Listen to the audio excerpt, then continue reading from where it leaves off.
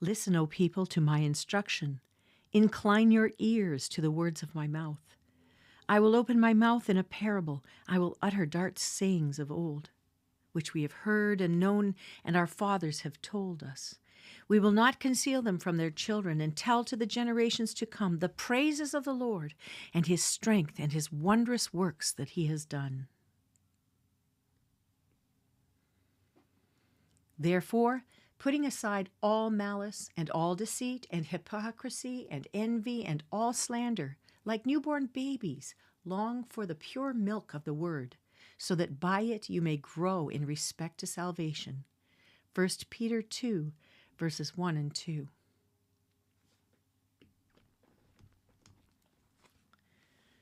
First Kings chapter 3.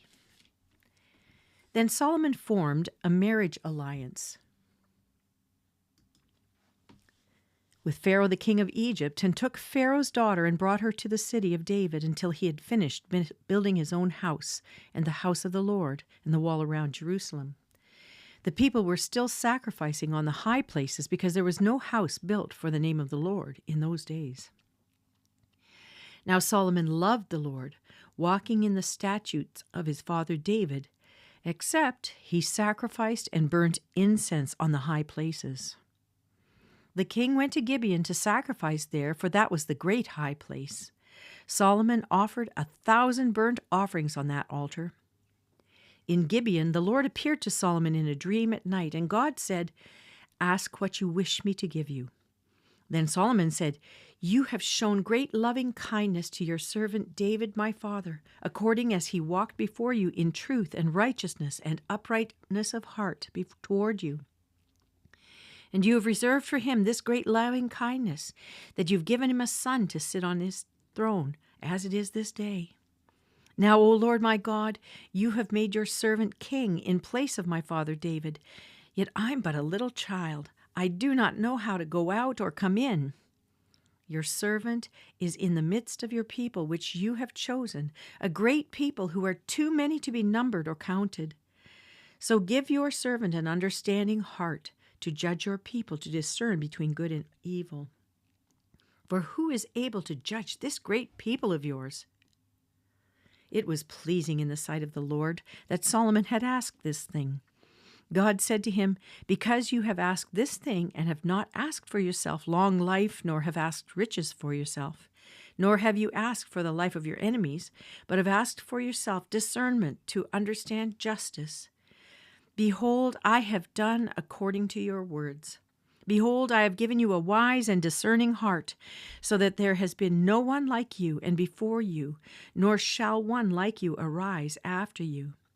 I have also given you what you have not asked, both riches and honor, so that there will not be any among the kings like you in all your days.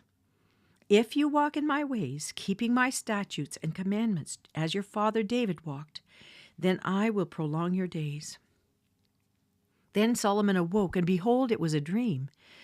And he came to Jerusalem and stood before the ark of the covenant of the Lord, and offered burnt offerings, and made peace offerings, and made a feast for all his servants.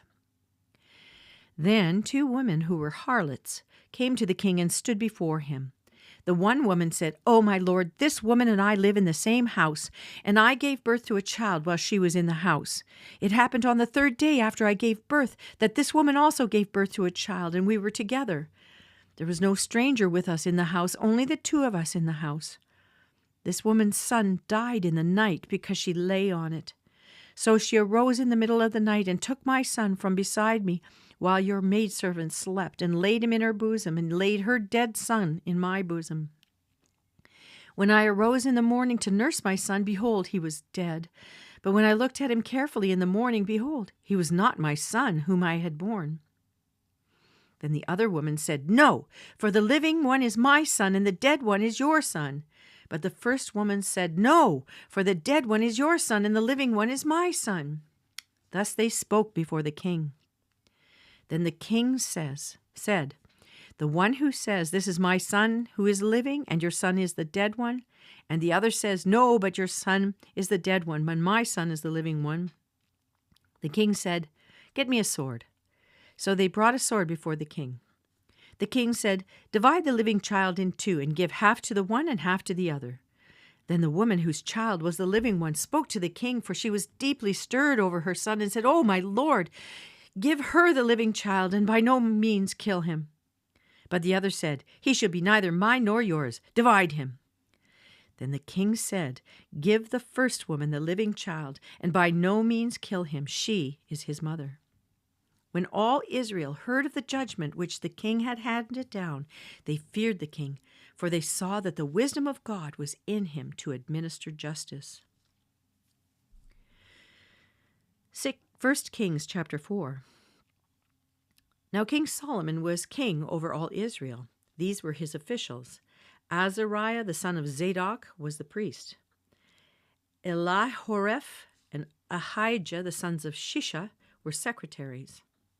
Jehoshaphat the son of Ahilud was the recorder, and Benaiah the son of Jehoiada were priests.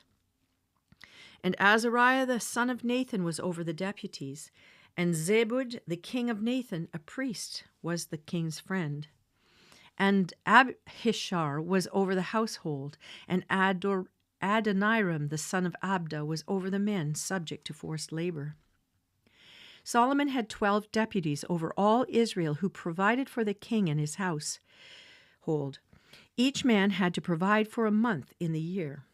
These are their names: Ben-Hur in the hill country of Ephraim, Ben-Decker in Makaz and Shalbim and Beth-Shemesh in Elon-Beth Hanan, Ben-Hesed in Aruboth, Soka was his and all the land of Hepher, Ben-Aminadab in all the height of Dor, Taphath, the daughter of Solomon, was his wife, Baana the son of Ahilud in Taanach and Megiddo, and all Beth-Shean, which is beside Zarethan below Jezreel, from Beth-Shean to Abel-Meholah, as far as the other side of Jokmeam.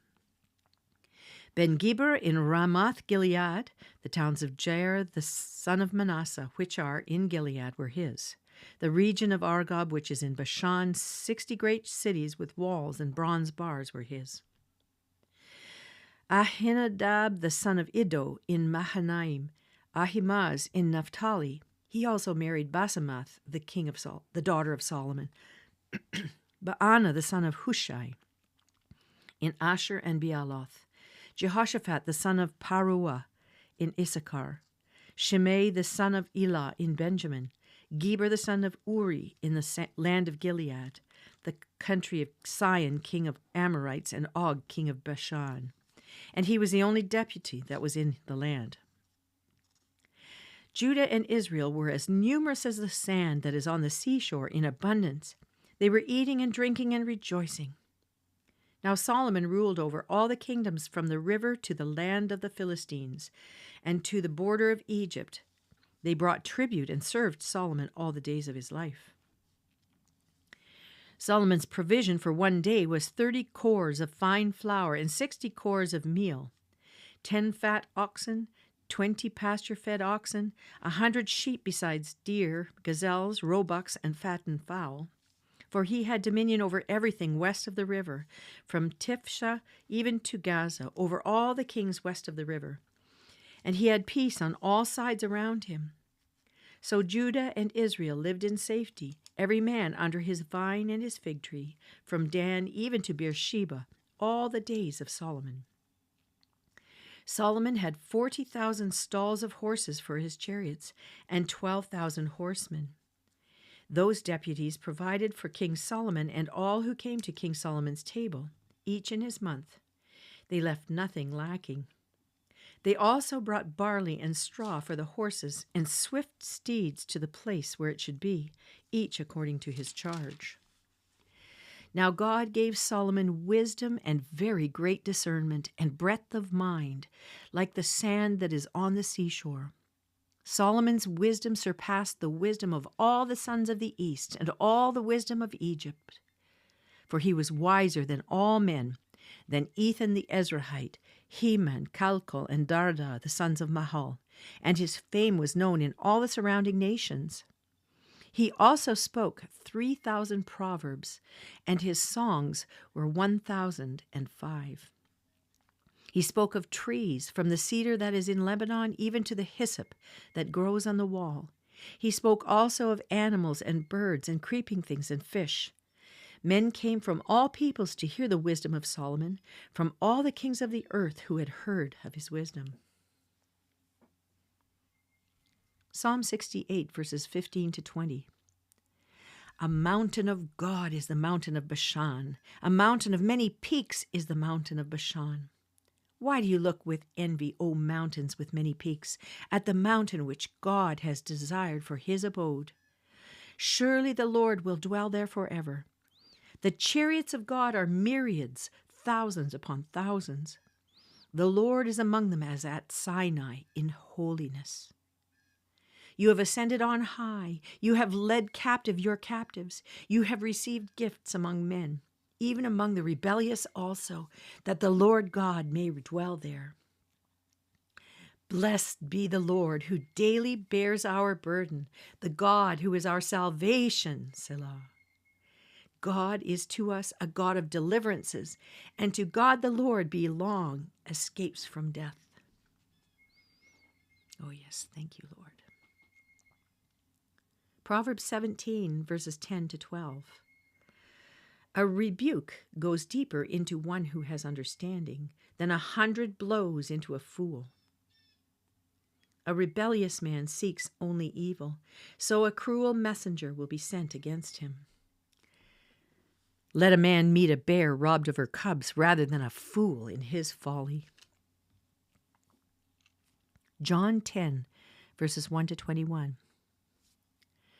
Truly, truly, I say to you, he who does not enter by the door into the fold of the sheep, but climbs up some other way, he is a thief and a robber. But he who enters by the door is a shepherd of the sheep. To him the doorkeeper opens, and the sheep hear his voice, and he calls his own sheep by name and leads them out. When he puts forth all his own, he goes ahead of them, and the sheep follow him because they know his voice. A stranger they simply will not follow, but will flee from him because they do not know the voice of strangers. This figure of speech Jesus spoke to them, but they did not understand what those things were which he had been saying to them. So Jesus said to them again, Truly, truly, I say to you, I am the door of the sheep. All who came before me are thieves and robbers, but the sheep did not hear them. I am the door. If anyone enters through me, he will be saved, and will go in and out and find pasture. The thief comes only to steal and kill and destroy. I came that they might have life and have it abundantly. I am the good shepherd. The good shepherd lays down his life for the sheep. He who is a hired hand and not a shepherd, who is not the owner of the sheep, sees the wolf coming and leaves the sheep and flees, and the wolf snatches them and scatters them. He flees because he's a hired hand and is not concerned about the sheep. I am the good shepherd, and I know my own, and my own know me, even as the Father knows me, and I know the Father, and I lay down my life for the sheep. I have other sheep which are not of this fold. I must bring them also, and they will hear my voice, and they will become one flock with one shepherd.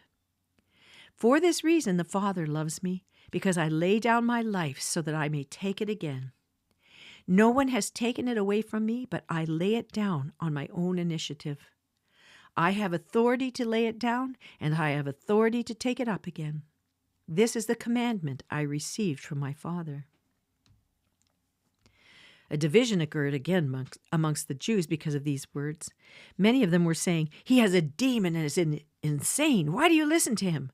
Others were saying, These are not the saying of one demon-possessed. A demon cannot open the eyes of the blind, can he?